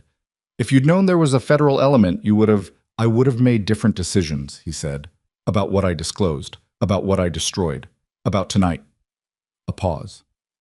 You managed me. The word landed. Solis held it. Yes, she said. I managed you. And it was wrong. Even with the reasons being what they are, it was wrong. Cassian looked at the sidewalk, then at the bank windows where the interior lights were now fully on, then at Alara, who gave him nothing because it wasn't hers to give. This was between him and Solis, and the only thing she could offer was to stay present while it happened. I'm not going to tell you it was the same as what Ronan did, he said to Solis. It wasn't, but it was the same family. He said family without warmth. He meant the category of decision, the decision to decide for another person what information they could handle. My family has been making that decision about me my whole life. I know, Solis said. I need to know one more thing. He looked at her directly. The evidence you built against Ronan, the material specifically pointing at his accounts, his decisions, his role in my father's death. Is it solid? It's solid. Solid enough to stand on its own without the material Marco provided. Yes, I built it to stand on its own. The problem is getting it separated from Marco's case before it gets used as foundation for the wrong prosecution. Cassian nodded once. Then that's what we do this morning. He looked at Alara. Get the box. I'll make a call. She looked at him. To who? Someone who outranks the attorney handling the case and who owes me a conversation. Not a favor, a conversation. He said it with the specific precision of a man who knows the difference and is not going to overstate what he has. I'll tell you everything he says. She held his gaze for one more second. Then she turned and walked toward the bank. The branch manager arrived at 8:53, a woman in her mid-40s who unlocked the door with the slightly harassed efficiency of someone who had exactly enough time to open correctly if nothing went wrong. She looked at Alara, waiting on the sidewalk, and nodded with the neutral acknowledgement of a service professional who did not find early arrivals unusual.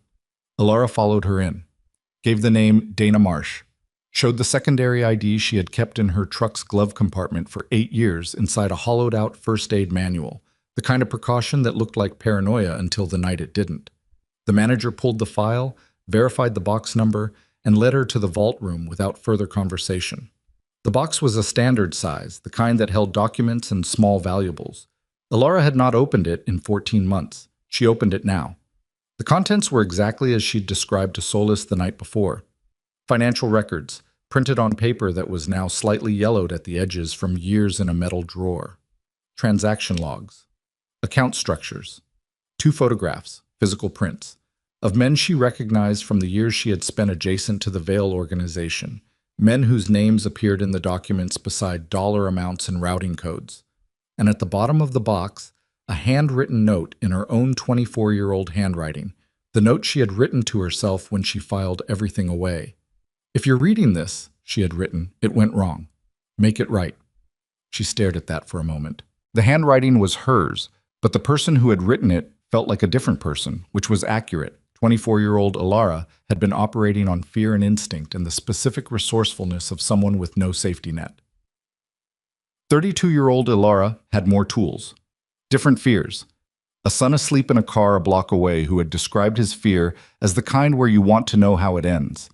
She took everything out of the box, put it in the document envelope the branch kept for precisely this purpose, signed the withdrawal form, walked out. The call Cassian made was to a man named Garrett Hoole, which Alara learned because Cassian put it on speaker in the car with everyone present, which was itself a statement. No more managed information, no more selective disclosure. Whatever came out of the phone, they all heard it. Garrett Hoole was the deputy director of a federal oversight division that she understood only in outline, but that Cassian apparently had a relationship with that predated the current investigation by several years. The call lasted 27 minutes. Hoole's voice was careful and institutional for the first half, and increasingly direct for the second half, as Cassian laid out, with the organized precision of someone who had been composing this case in his head while sitting in a car on a dark street. The specific argument that the current investigation had conflated two separate evidence streams and was pursuing the wrong primary target. He did not ask for the case to go away. He did not ask for immunity. He asked, specifically and only, for the evidence streams to be separated, for Solis's material to be assessed independently of Marco's, and for Ronan Vale to be the subject of an active warrant by end of business today. Hoole said, "That's a significant ask before 9 in the morning." "I know," Cassian said. "I have the original documents from the secondary source in my hands.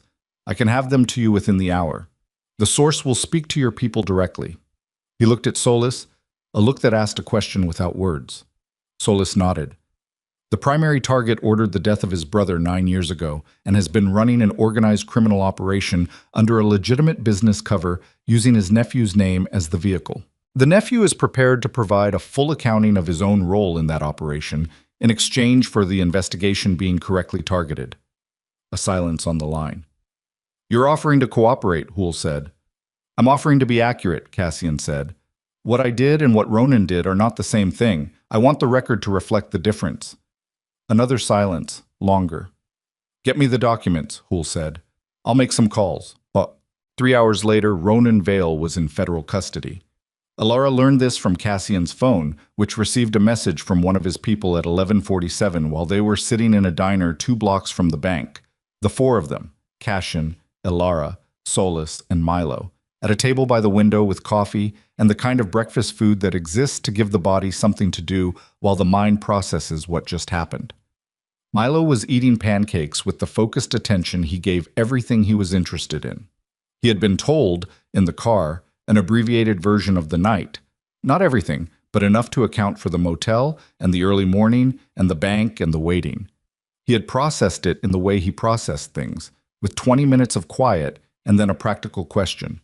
"Are we going home?" Cassian had said, "We're working on it."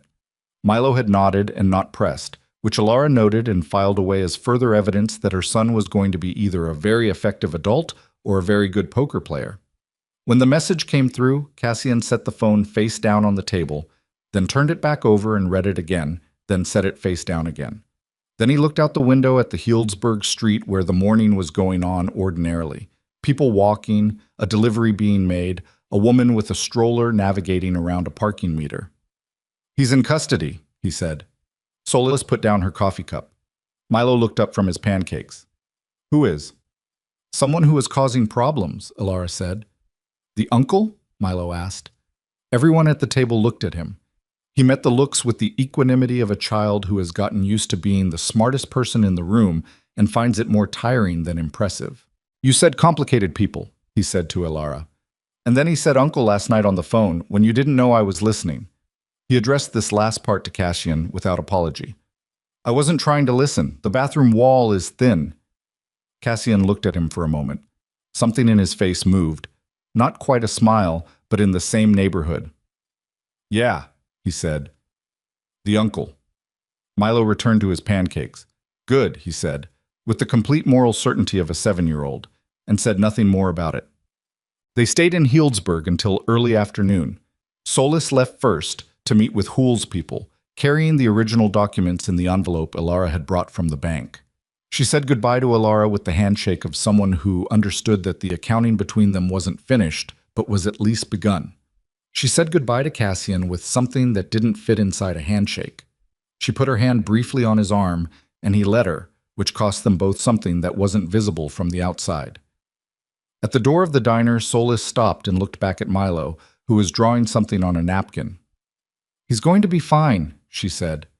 To no one in particular. To the table. To the general air. I know, Cassian said. She left. Marco Del Vecchio's situation resolved itself by the following morning in a way that Alara learned about secondhand and at some remove, which was intentional. Cassian had made it clear that the operational details of what happened to Marco were not going to be a conversation he had in front of her or anywhere near Milo, and she respected that boundary even as she noted its existence. What she knew was that the federal separation of evidence streams removed Marco's leverage entirely. Without the Veil organization as a prosecutorial target, his cooperation agreement with the attorney's office collapsed, and without that agreement, Marco faced his own exposure in ways that Ronan's removal had made considerably more immediate. She didn't ask for more than that. Some accountings happened in rooms she wasn't in, and she had made a decision years ago about which rooms she was willing to enter. 3 days after the Harvest Festival, Alara went back to the Vineyard. She went alone in the early morning before the staff arrived and walked the rows she had been walking for 8 years. The festival equipment had been taken down. The string lights were coiled on pallets near the barn. The lawn had the slightly trampled look of a space that had held more people than it was meant to hold and would recover in a week. She stood at the end of the main row, where the vines were oldest and most established, their trunks twisted by years into shapes that looked intentional, and she looked at what she had built here. It was real.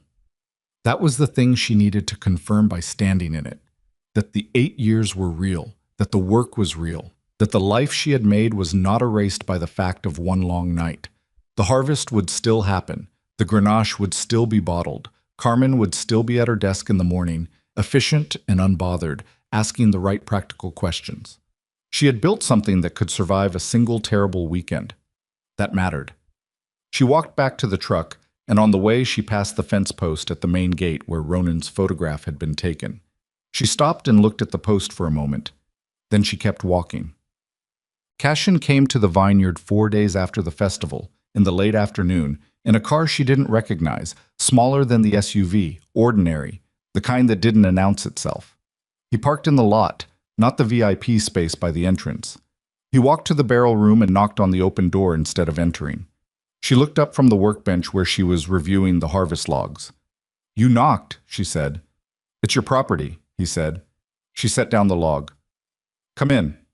He came in and looked around the barrel room the way people look at places they're seeing clearly for the first time, not the way he'd processed it during the chaos of the festival weekend, quick and tactical, but with actual attention. He looked at the rows of barrels, the aging charts on the wall, the handwritten notes she kept on a whiteboard near the door that were a mix of technical jargon and shorthand that only made sense to her. "This is what you built," he said. "Most of it. It's good work." He said it the way he'd said things during those 3 hours in a motel room and a car and a diner, not as a compliment arranged for effect, but as an observation that happened to be true. "I know," she said. "How's the other situation?" "Stable. The oversight division is moving correctly. Ronan's arraignment is next week." He moved to stand near the far wall, hands in the pockets of a jacket that was not a suit jacket, which was a small detail she noticed because she noticed things. "Marco is managing his own problems. He won't be a factor." "Your organization?" "I'm in conversation with a legitimate restructuring firm. It's going to take time." He said it without drama, without the weight of a man announcing a great sacrifice, just the tone of someone describing the next practical step. "Some of what I've built can be kept. Some of it can't. I'm working out which is which." She looked at him. "And Solis?"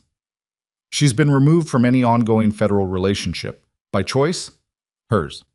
She's consulting now? Independent." A pause. "We're okay. Are you?" "We're working on okay." He met her eyes. "Same as most things right now." Milo appeared in the doorway behind him. She had known he would. She'd heard the specific pattern of his footsteps on the gravel, and stopped when he saw Cassian. He'd seen Cassian twice since the diner, brief and managed, the introductory level exposure of a cautious and appropriate parent. Each time he'd been a little more at ease and a little less at ease simultaneously, which was the correct response to a complicated situation.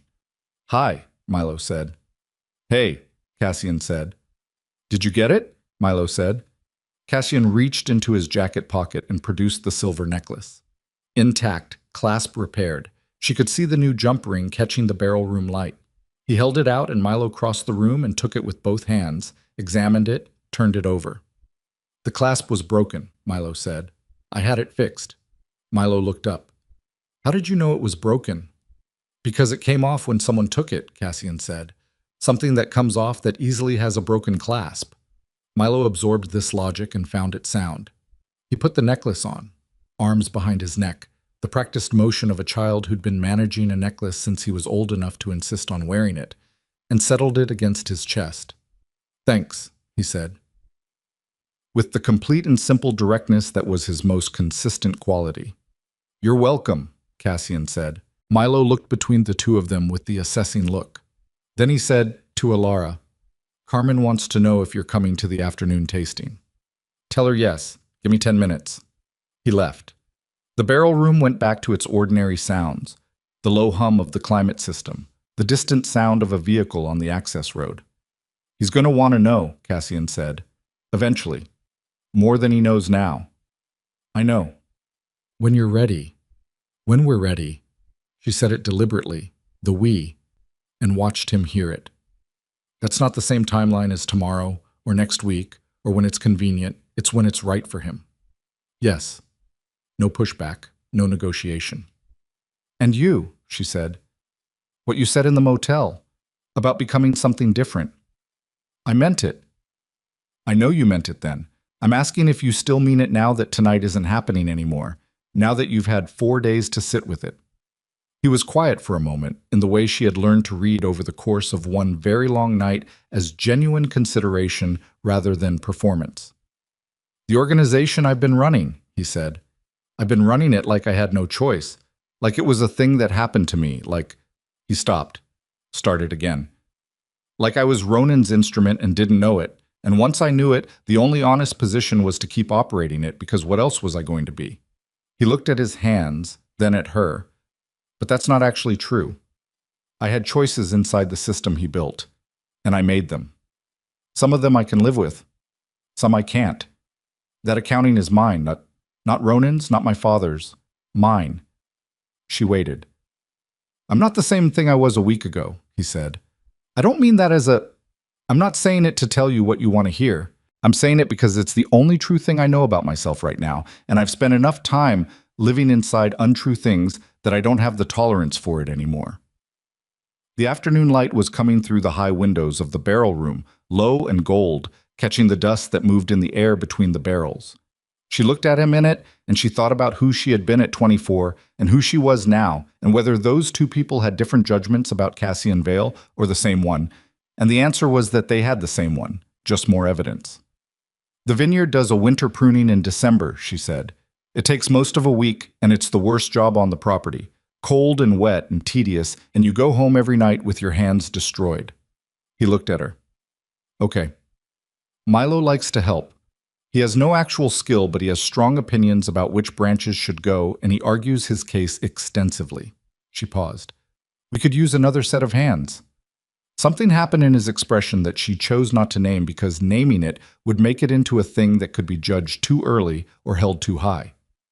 December, he said. December, she said. He nodded. Not the nod of a man closing a deal. The nod of a man writing something down in a place he doesn't lose things. She picked up the harvest log. He moved toward the door. Cassian, she said. He stopped. The necklace. It was yours. From before. She'd known since the night she was 24, and he'd put it around her neck in a kitchen that smelled like rain. Why did Milo have it? He looked at her for a moment. Because you kept it, he said. And he found it somewhere and wanted it, and you said yes, I'm guessing. She said nothing, which was its own kind of yes. He looked at the necklace around his son's neck in his mind, or she thought he did. She couldn't see his mind, but she could read the quality of his silence, and this one was the kind that held a specific image. I'm glad you kept it, he said. He walked out into the late afternoon, across the gravel she'd had relayed 2 years ago because the original surface drained badly, past the barrel rack she'd commissioned from a carpenter in Sonoma, toward the ordinary parking lot of an ordinary agricultural property in Napa Valley. She watched him go through the high window, watched him stop at the car, one hand on the roof, looking out at the vine rows in the afternoon gold. He stood there for about 30 seconds, which was long enough to see something and not long enough to have seen it all. Then he got in the car and drove out the way he'd come. She went back to the harvest log, made a note about the Grenache yield, made a note about the barrel rotation due in 3 weeks, made a note in the margin in handwriting that was very different from the note a 24-year-old had left herself in a safe deposit box, because the person writing it was different and knew more and had different fears. The note said, December, just that. One word in the margin of a harvest log in a barrel room that smelled like oak and fermentation and the specific mineral quality of Napa Valley soil after a dry summer. She capped the pen and went to the afternoon tasting, walking through the rows she knew better than anything she'd ever known. And the vines were exactly as she'd left them, and the afternoon was exactly as unremarkable as it should have been, and Milo was at the end of the row arguing a logistical point with Carmen, and the silver necklace caught the light when he turned his head. The harvest would be good this year. She had known it for months. You learned to read the signs if you paid enough attention over enough seasons. And standing in it now, with everything that had come and gone in the space of one long weekend, she was certain of it the way she was certain of very few things. What you built with your hands, with your years, with your 5:15 mornings, and your tedious, careful attention, it stayed built. That was the deal the land offered. No one could take it from you without your participation. She had not participated. Everything else was December, and December was real, and real was enough. She found Milo at the end of the east road just before sunset, crouching over something in the dirt the way he always did. Nose close to the ground, completely absorbed, the rest of the world dissolved.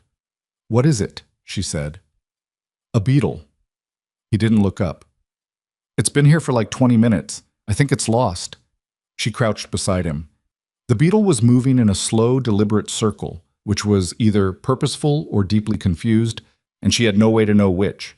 Neither did Milo, but he was committed to observing it until the answer revealed itself. "Carmen said the tasting went well," he said. "It did. She said one of the guests cried when they tried the Grenache. People do that sometimes." He considered this. Because it was that good? Because something about it reminded them of something, she said. That's usually why. Milo looked at the beetle. Like how the smell of the barrel room smells like home. She looked at him. Yeah, like that. He stood up, satisfied that he had observed the beetle long enough to meet his own standard of due diligence. He brushed the dirt from his knees with the brisk efficiency of a person with places to be. The necklace moved when he did, catching the last of the low sun. She straightened beside him, and they stood at the end of the east row and looked at the vineyard in the late light. The long shadows the vines threw across the ground, the specific color. The sky went over the western ridge in October, the way the whole property settled into itself at the end of a day, the way a person settles into a chair they've been sitting in long enough that it fits them. "Mom," Milo said. "Yeah." "Cashin." He said the name like he was testing the weight of it. "He's coming back." Not a question, an assessment. She had learned to answer his assessments honestly because he always knew the difference. "In December," she said, "to help with pruning." Milo nodded slowly. Processing. Then, "Is he going to be around, like, more than December?"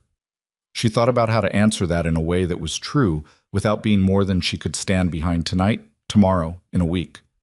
She thought about what it meant to make a promise to a 7-year-old, which was that you did not make one unless you could keep it.